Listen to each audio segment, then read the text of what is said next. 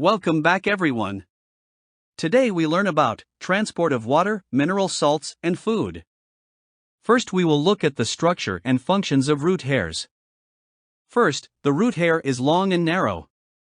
This increases the surface area to volume ratio to increase rate of absorption of water and mineral salts. Second, the root hair contains a lot of mitochondria.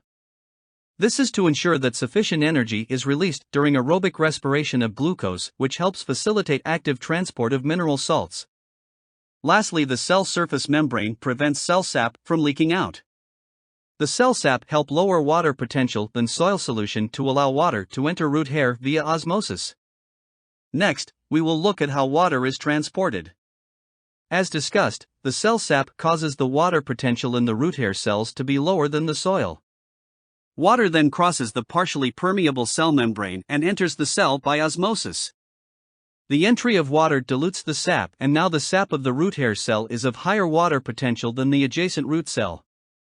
Thus water passes by osmosis from the root hair cell into the inner root cell. There is another pathway in which water passes through the apoplast pathway, meaning through the cell wall via diffusion, but it will eventually move into the cell or enter the symplast pathway. Once the water enters the xylem vessels, water moves up the plant via transpiration pull, capillary effect, and root pressure. Water then enters the mesophyll leaf via osmosis. How about mineral salts?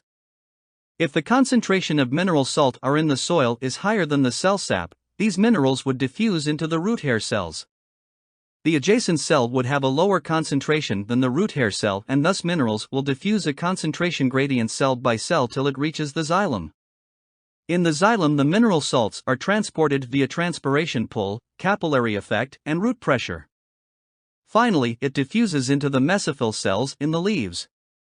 However, if the concentration of mineral salt in the soil is lower than the cell sap, the root hair has to absorb these mineral salts against a concentration gradient that is by active transport. Linking back to the structure of root hair cells, the large amount of mitochondria present makes this possible. Lastly, we will look at how food is transported. This process is also known as translocation. Food is in the form of sucrose and amino acids and is transported by the phloem tissue. Food produced in the leaf is immediately transported to the phloem. And this results in a higher concentration of food in the phloem than in the leaf, thus food is transported via active transport. The companion cells carry out aerobic respiration to release energy for active transport of loading food from the mesophyll cell of the leaf to sieve tube elements.